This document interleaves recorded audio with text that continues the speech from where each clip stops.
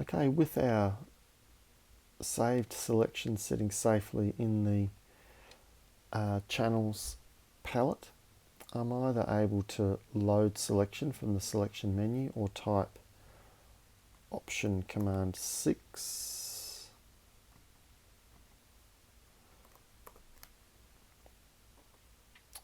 to bring up the selection. From this point I'm able to load a layer mask if I like to do a job of non-destructively cutting away the background, so defining a selection area that if I shift click the layer mask I'm able to deactivate. Option click and I can see in the editing window where I'm working. I'm just going to click back on the layer there, but I'm not actually using this to define transparency this time, so I'm going to delete that layer mask and type Command Option 6 to reload the selection. What I'm wanting to do is to apply an adjustment layer with hue and saturation to give myself a different coloured flower. I'm going to start off by setting the hue to a different part of the spectrum there. And because this blue is quite intense, I'll just need to knock that back a lot for it to work in any kind of medium. Not be too intense.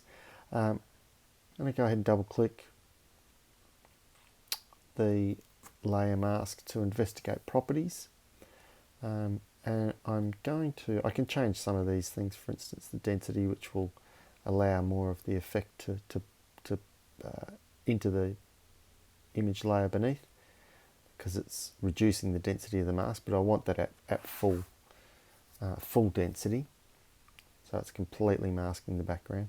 Then I'm going to go ahead and use the select and mask option. I'm able to select different viewing modes, for instance the marching ants, or in this case I'm going to work with overlay. I want Photoshop to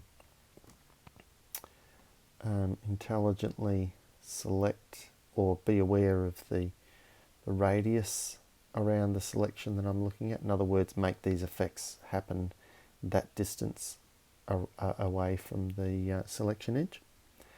I'm going to give it a fair bit of smoothing.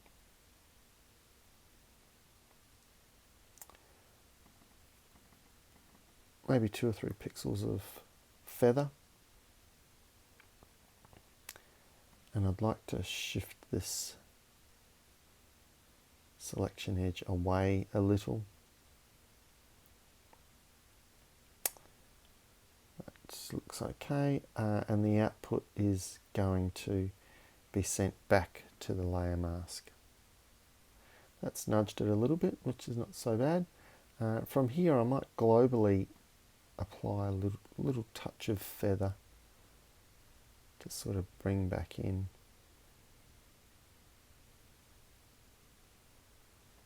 some of the original shade of the flower around the edge.